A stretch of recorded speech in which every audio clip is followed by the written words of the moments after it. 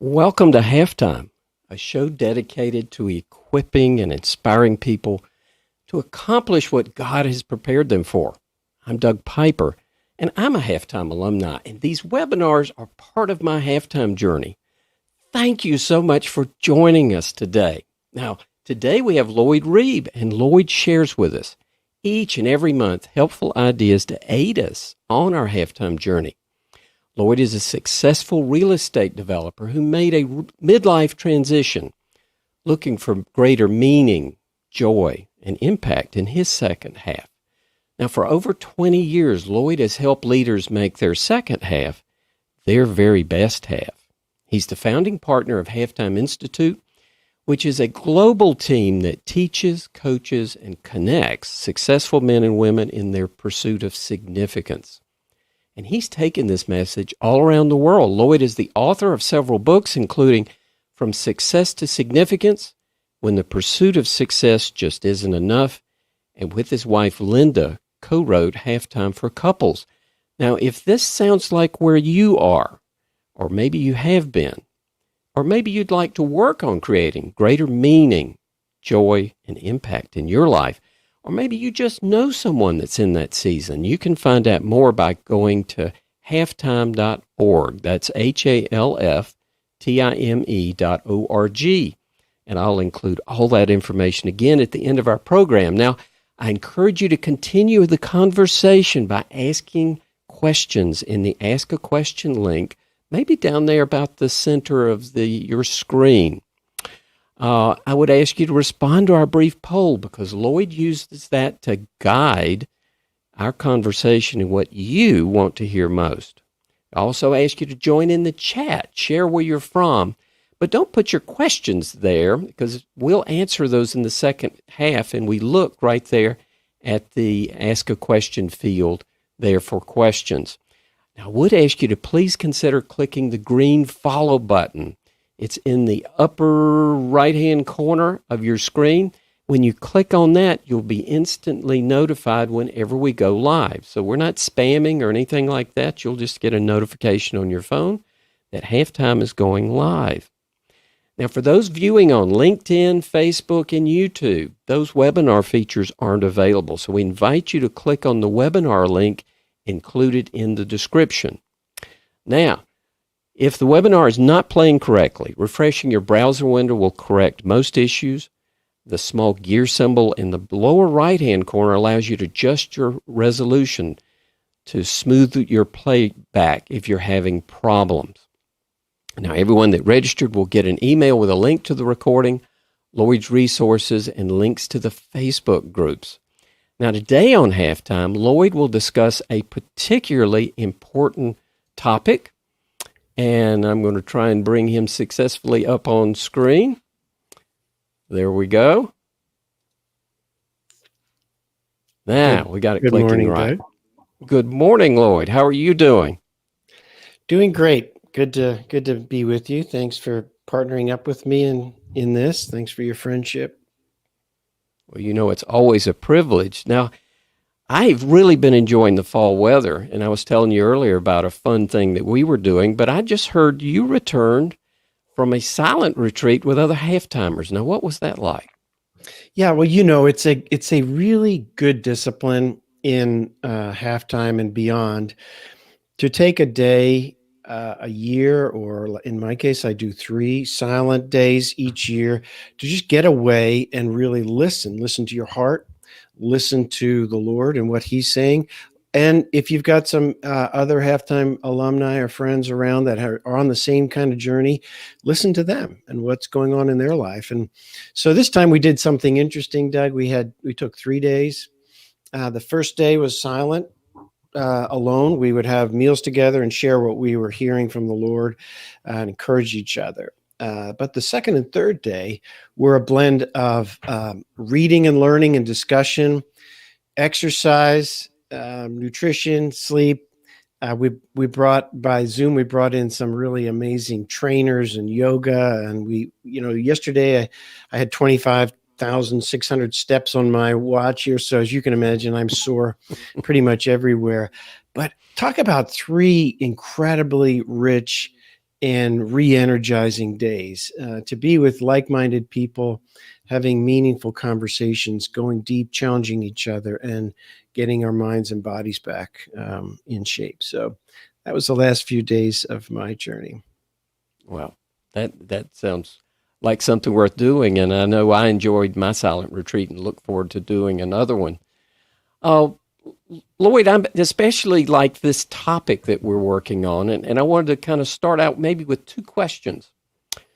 First, how would you summarize our discussion on the three most common mistakes at halftime? And second, was there one memorable insight that Bob Buford, our founder, shared with you that you were particularly grateful for?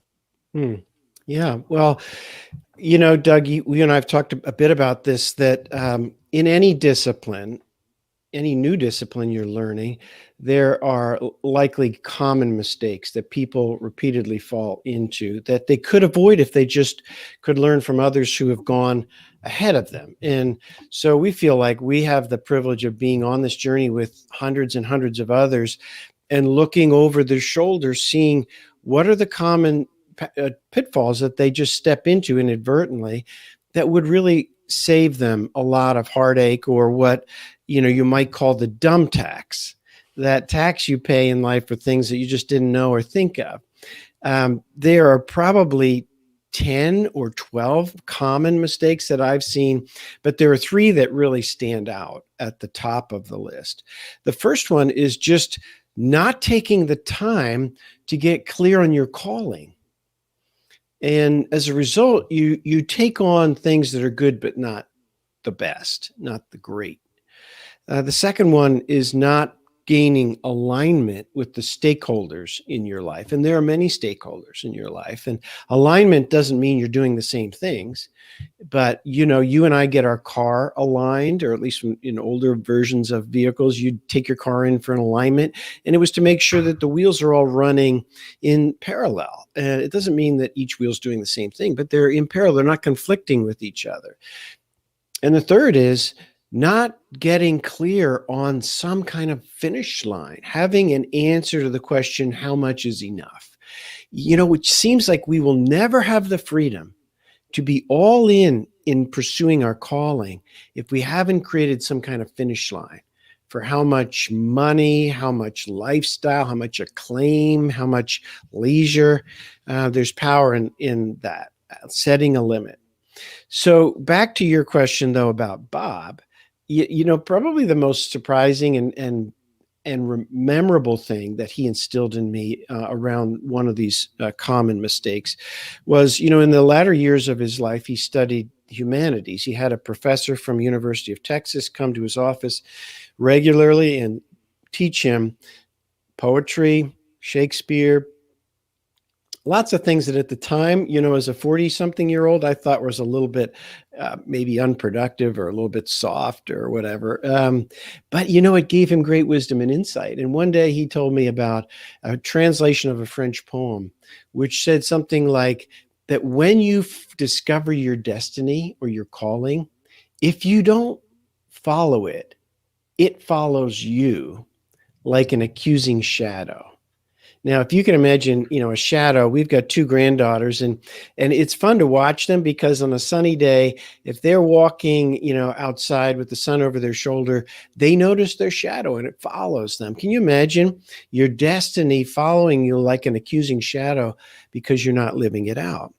The flip side is, can you imagine just meandering through life without the clarity of your destiny, with no shadow following you? I mean, which would be worse, right? Not living out your destiny if you really knew it, or just not even taking the time to get clear on it. And so that was certainly something that, Doug, I'd like to go back and find that French poem, because we have a daughter in France that's with Campus Crusade and speaks fluent French. And I went to McGill University in Montreal, so got a bunch of French in my system in those years. And so that really, does that strike you as a pretty powerful idea from that poem?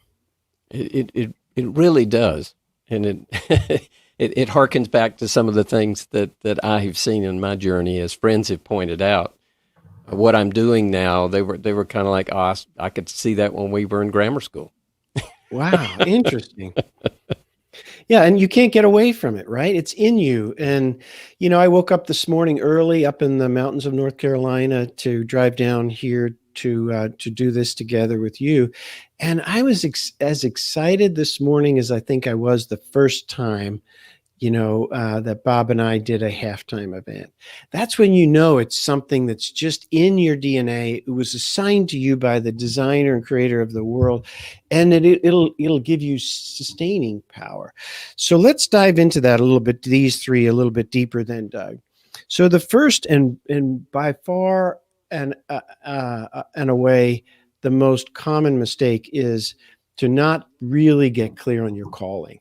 And the temptation is to dabble in things and to work on the solution too quickly. And as you've probably heard as a halftime alumni, the halftime journey, this journey of reinvention, is more akin to archaeology than architecture. It's about taking the time to really look inside and get clear on who you are, and then look around at the work you've been given and sink yourself into it. If you are moving into your next season without that clarity and you start taking on commitments, you will become sloppy busy. And sloppy busy can be somewhat unfulfilling because it doesn't seem to have the focus, leverage, and intentionality that you might have experienced in growing your business or pursuing a successful career. And secondly, it's not likely to be sustainable. There's so many off-ramps on the journey to significance that you need to be rooted in your calling. It's like a keel in my sailboat. When the wind of life blows across the deck, the keel keeps the boat going forward as opposed to drifting from side to side around the lake. And then the thing that's really most profound about this is not just our observation of this as a mistake, but it's a clear directive in the Bible to slow down and do a deep dive into it. And I want to just quote for you some verses from Galatians 6, verse 4 and 5 in the Message translation. It says, "Make a careful exploration of who you are and the work you've been given, and sink yourself into it. Don't be impressed with yourself. Don't compare yourself with others. Each of us must take responsibility for doing the creative best we can with our own life." Now, it's interesting that Paul breaks it down into three components: careful exploration of who I am and who you are. That's one standalone piece. And then the work you've been given. That's about looking around and seeing what God's doing, looking around and seeing the needs that are out there, looking for other people who are doing what you feel you're called to do, and finding them and learning from them and building a network and a tribe for your next season, and then sink yourself into it. In other words, don't dabble in this. Give this your full attention. In order to do that, you have to create freedom. And freedom always requires setting a limit in your life. Now, part of this mystery then is hidden inside you. Part of it takes intentional looking around, exploring, doing low-cost probes. And then the other part is staying in it. So the disciplines, the daily spiritual disciplines, the yearly disciplines, like the silent retreat I mentioned, that will help you stay in the game and stay focused when probably the biggest temptation for you and I, Doug, at this season of life is just comfort. I mean, you just got back from a camping retreat in another part of the mountains of the Blue Ridge, right? And you were talking about elk and just the beauty of it. You could just get sucked in by just too much comfort, right? And goofing off. Oh, without a doubt. But how refreshing it was. I mean, it was just... So this wonderful balance, right? And that's actually what I want to talk about together next is in Matthew 11, 28. I don't know if these verses really grabbed you, Doug, the way they grabbed me, where Jesus said this. Again, it's in the Message translation, so to make it as accessible to you and I. "Are you tired, worn out, burned out on religion? Come to me. Get away with me. You'll recover your life. I'll show you how to take a real rest. Walk with me, work with me, watch how I do it. Learn the unforced rhythms of grace. Now, that phrase has been my watchword for this 2020 year. Learn the unforced rhythms of grace.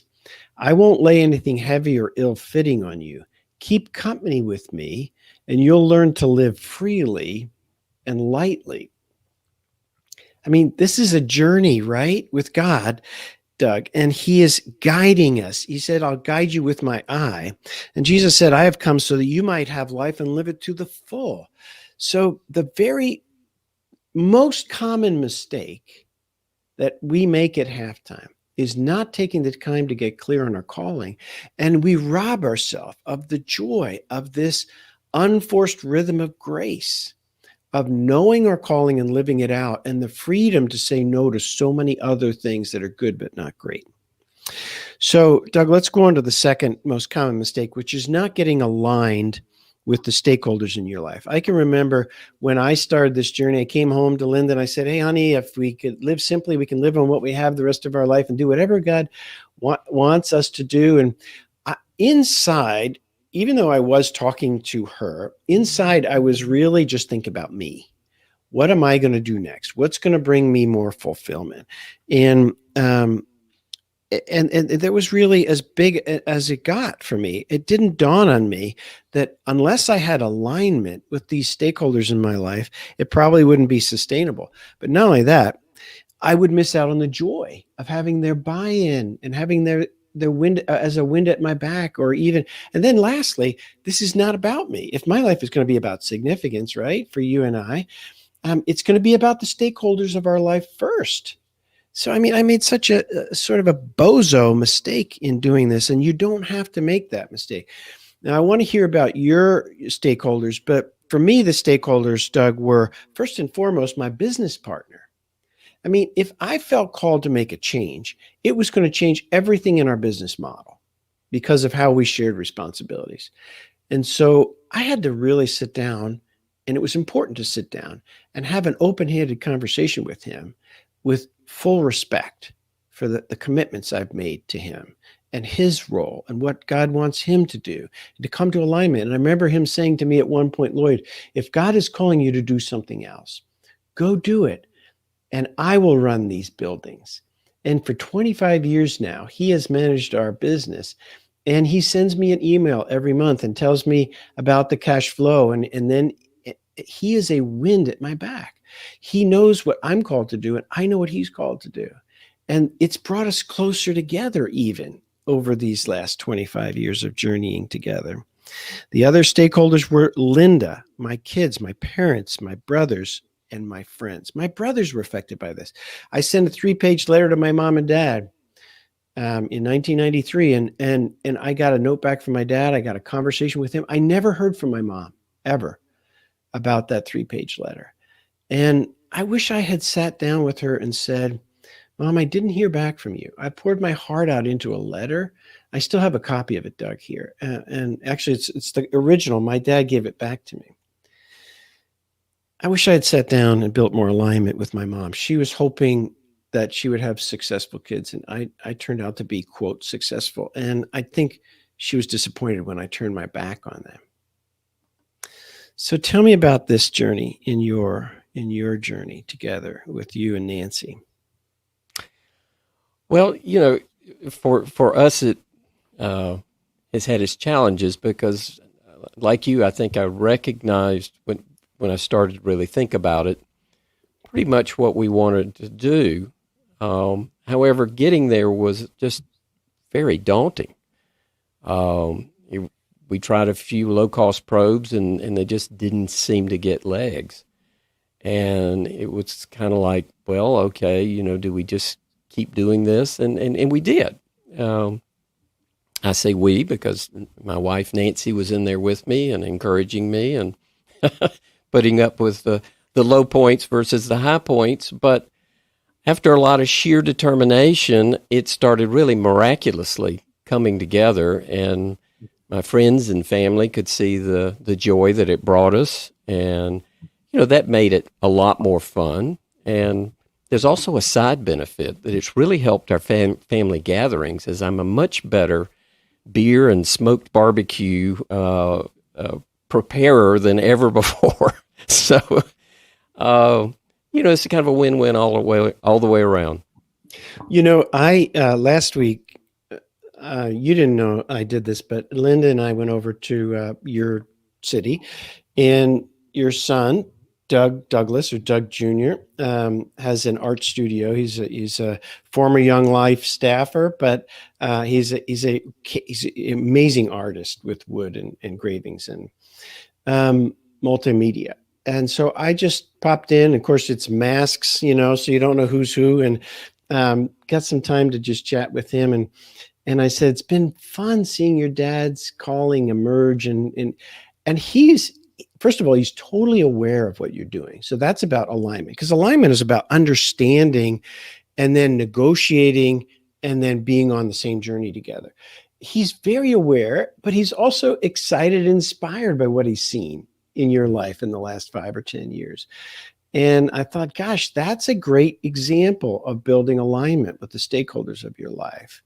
And it brings him joy as he sits there. It's interesting because he's a witness in a very popular part of a very popular city in America, using art and his Young Life background.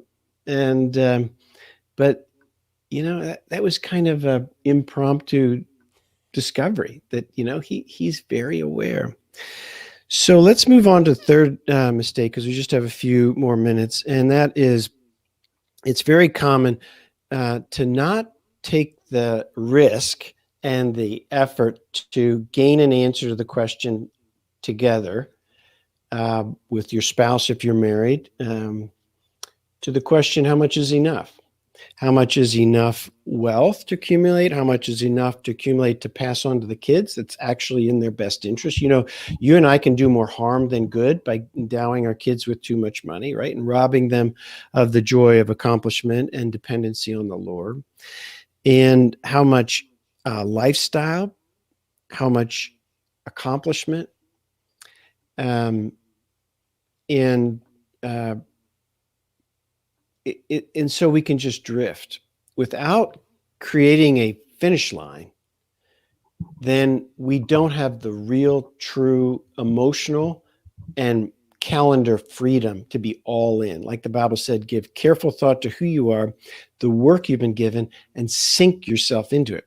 It's hard to sink yourself into it. If you're, the Bible says no one can serve two masters, mammon and God, money, or the whole pursuit of the stuff that comes with money. And that's God telling us you've got to set an answer to the question, how much is enough? So that you can just serve one. You can serve the master. And you can't imagine the freedom you find. Michael Card, one of my favorite lyricist writers, wrote a song 20 years ago. And the line that struck out to me and helped shape my heart is, you can't imagine the freedom you find from the things you leave behind. Now, maybe you're addicted to just one more deal and there's a thrill to the deal, but it's standing in your way of really being all in to your calling. Or maybe there's fear. You grew up poor, or you saw your dad go bankrupt, or there's some shadow over your shoulder about risk, and you just keep accumulating more. Or maybe in a journey of a successful career, your spouse traded the intimacy they really wanted for the lifestyle and perks that came with your career. And it built a lifestyle it's hard to disengage from. And that's a tough conversation, but it's rooted in Scripture. So I would encourage each of us to really work on the parts where we haven't set an answer to the question, how much is enough? Of course, Doug, everybody's answer to that is different because each of us is responsible to the Lord. Talk a little bit about what this was like for you guys, because I know this was not easy for you as well. You're a saver by nature, right? Very conservative spender. Yeah, that was actually one of the toughest parts, is sometimes freeing yourself to spend money, but contentment overall was really important to kind of master. We had to decide, financially what was enough, and then as far as the other things go, whether it be travel or other things, what was enough. So we before we really jumped into this, we had pretty well defined what our contentment was as best we could. Now, then, as I started to jump into my passion, that can be kind of, you really can sink your whole self into it, and maybe a lot more. And it started really what does that booming. look like, Doug, for you? Like, give us an example, maybe. Well, this week was pretty full. We took a couple of days and went to Cataloochee in North Carolina just to get away from everything, and there's just no internet there, so we had a little bit of a break. But as soon as we got back on Wednesday, I had a 2.5-hour online event from a brewery in Germany, and also another brewery here in the United States, the oldest brewery in the world, and that was really exciting. And of course, this morning we're having this live stream right now, and I have another one with the beer architect, which is his name. He's an archaeologist. I think I said architect. He's an archaeologist who goes back and looks at even Egyptian beers, and we're going to be talking about George Washington, his porter. So endlessly fascinating, right? And the work you're doing with Sierra Nevada. Yeah, I've got something with them. It looks like tomorrow morning. I just got a text while we were talking, and they want me to come back up there to capture some things they're doing with their Celebration Ale, which is a very special beer. So, my wife and I are having to sit back and say, okay, well, which one is more important? Beer archaeologists or breweries in Germany or Sierra Nevada, that's right here in the Carolinas. Which one provides long-lasting value? Which one is turning into a job and not a joy? So let's look at the poll then as we kind of turn our corner here, and we'll spend some time in the first part of the Q&A to talk about the things that are most important from the poll. All right. So the question was, which of the most important common renewal mistakes is most important for you to improve? There are 3 answers that we gave: getting clear on my calling so I don't say yes to the good things at the expense of the best things. The second was gaining alignment with select stakeholders in my life to honor them and improve the sustainability of my calling. And lastly, working through the question, just how much is enough, so that I have more freedom to focus on my calling and what I value the most. Lord, without a doubt, we have 60% into the answer getting clearer on my calling. That's actually bumping up as we're talking. So it was almost 65%. So clearly getting clearer on my calling so I don't say yes to the good things at the expense of the best. And what's the next? Tell us the rest of the stats. The other 2 are even. We have both are less than 20% on gaining alignment and working through the question, how much is enough? So this is and it continues to grow, almost 70% now getting clearer on my calling. So without a doubt, that's the priority for our audience today. Good. Okay. So now one of the things about that is, over the years, that is something that we've really worked into more of a science than an art. It's not a mystery to go find it. There's 2 pieces to this. One is the hard work of analytics, the thinking through getting clear on your strengths, working through to discover what you're most passionate about, looking around at what God's doing in the world that you can join him, because that's where you'll gain leverage, and then testing your way into it. That's the systematic approach, and we can help you with that, either through one-on-one coaching, getting you into a 7-meeting, a virtual roundtable that you can do from anywhere. That's 2 hours a month. or the Fellows Program, which we do is really rigorous, wonderful program that you can find on halftime.org. There's another part to it, though, that's the mystery part. And after doing a sermon at a big church in Singapore, an old Chinese pastor came up to me and said, "Young man," which, by the way, Doug, I took as a compliment. He said, "Remember that your calling is a gift to receive, not a goal to achieve." Your calling is a gift to receive, not a goal to achieve. So there's a part of this that's about stopping long enough to make eye contact with the Lord. And he'll give you your assignment. In Ephesians 2:10, it says, "For we are God's workmanship, created in Christ Jesus to do good works, which he prepared in advance for you to do." So this is part of what I'm supposed to do right here. And I know because I've done the analytics, but I've also watched God open doors. I've seen him work through me, and it's irrefutable evidence now. And it's truly been a gift to receive. It's not so much a goal to achieve. And it gives so much freedom to just live into it then, knowing that he's going to provide the wisdom and strength to do it well. So I would encourage you to, if you're in that 70% group that you feel like it's still not clear what your calling is, don't fill your life up with good things. Take the time, get the help you need to really get clear. So Doug, let's look at the question, and maybe if you have questions that are on top of mind about the calling, just put them in there for Doug and I so that we can talk about them together. Well, and it is the top of the hour, and so for those of you that have only allowed 30 minutes, we want to respect your time. We know you may have to jump off and run into another meeting, but just know, if you want to pop your question in and then leave, we will still answer it. And the great thing is you get a unique email to exactly that point in the program where we answer the question. So you don't even have to watch the whole thing again to find your answer. So it's a great system that this platform enables. So with that, for those that have to go, thank you so much for your time. For those that can stay, we're going to jump into the questions, and we will answer yours. Right now, we'll jump into the first one. And the first one comes from David. And David asks the question, if my life turned out perfectly, what would the elements be? I came up with anywhere from 1 to 100 elements.